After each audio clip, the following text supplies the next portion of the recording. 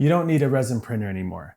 FDM quality is getting better and better, and with the 0.06 layer height, you get a clean plug and play workflow that resin just cannot compete with. Welcome back to the channel. If you've been following along lately, you know that my FDM printers are always running. But today we're actually going to kick off a new project, and that is I recently went out to New Recruit and I built a 2,000 point army. Now, New Recruit is a website that lets you build a build an army for Warhammer. And so I used that to build my army.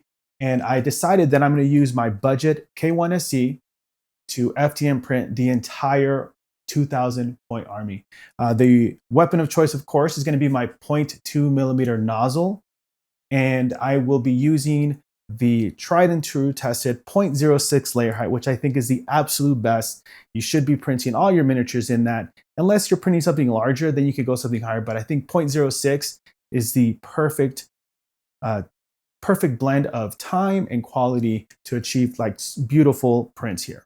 So to kick off my army, I needed to start first with like the core unit, the core group. And for me, that was like a squad of 10 Terminator proxies. And so I love hammers and shields, as you know from my previous proxy video. And I kind of joked around there that like if I want 10 hammers, I'll print 10 hammers.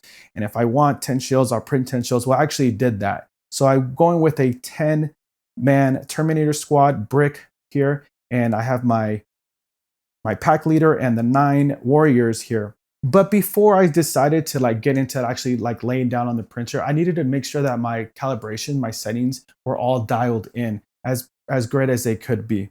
My printer recently, the K1SE back here, my workhorse, it's my first printer, introduced me to all the hobby, had recently hit 900 printing hours. And so the hardened steel that I have on there could have gone a little bit longer. I'm pretty sure it could have gone to like 1,500 hours. But I decided to replace the nozzle. And that led me to like running all my calibrations again. I know it's the same size nozzle, but I still wanted to do that, dial all that in. I started with the temperature tower, then I went into the flow ratio, and then finally the pressure advanced. And then I finished it off with the retraction.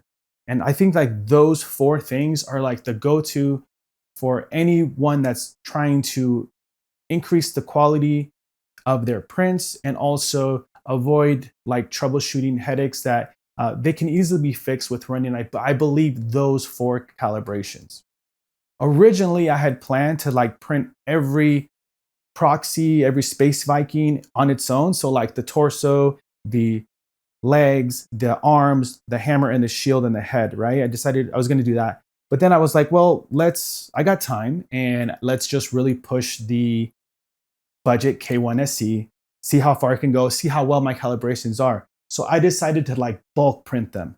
And the way I started that was by taking these models that I had and going with the unsupported versions. I start with LikeAHero. And in LikeAHero, I've created a preset here where it's like one button click and it generates automatic resin style supports for my STL files.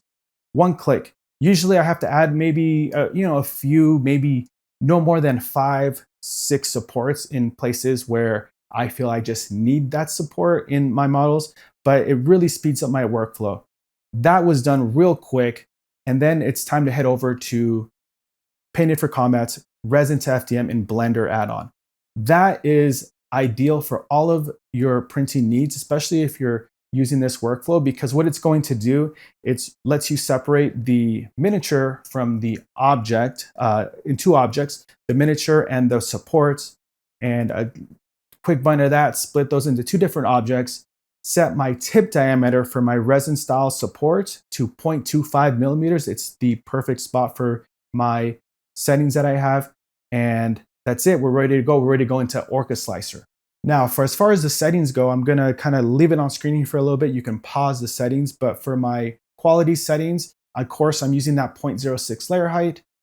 And then for my strength settings, here they are. I do find this is a good balance between making the miniatures structurally sound, but also getting the top shell layers exactly where I want it, so they're nice and smooth on the surface. The supports here settings, so when we go into the object settings, the miniatures printed at that 0.06. However, the supports all printed at triple the layer height, which is 0.18 or 1800ths layer height.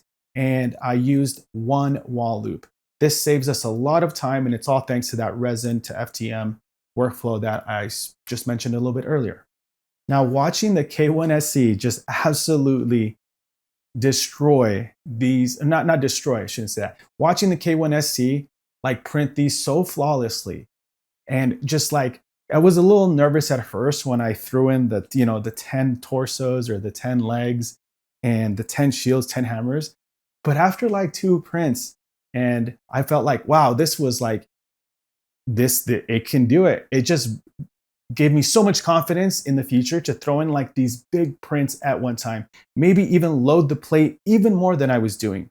The total combined print time for all of these was 3 days, 16 hours, which is, when you think, it's a lot of print time. And yeah, and I feel like because I was so confident in this, in the future, I will just throw on more at a time.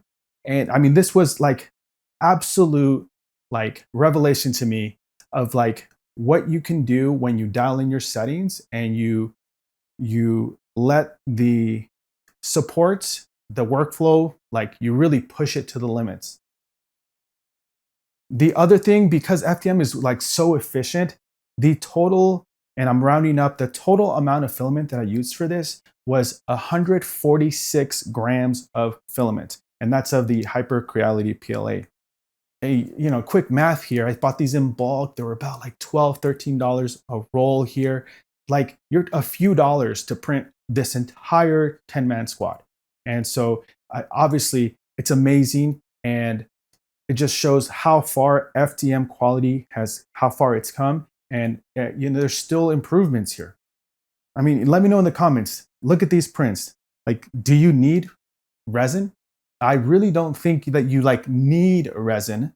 Like, you can achieve such high quality with FDM. Speaking of my next few steps, I actually painted. This is the full miniature that I printed for the I Love Proxies video. I threw some paint just quickly, kind of thinking of ideas of how I'm going to, like, what color schemes I'm going to go. I do like the darker color there. So you can kind of see here the shield. It's not like completely done. I was just kind of like thinking of what I was going to do there. And I mean, not too bad for my first Space Viking paint. I have a few another paint jobs under my belt, but this is kind of one of my goals this summer, is to like really improve my painting with the miniatures. And I think I'm going to go a little bit lighter there.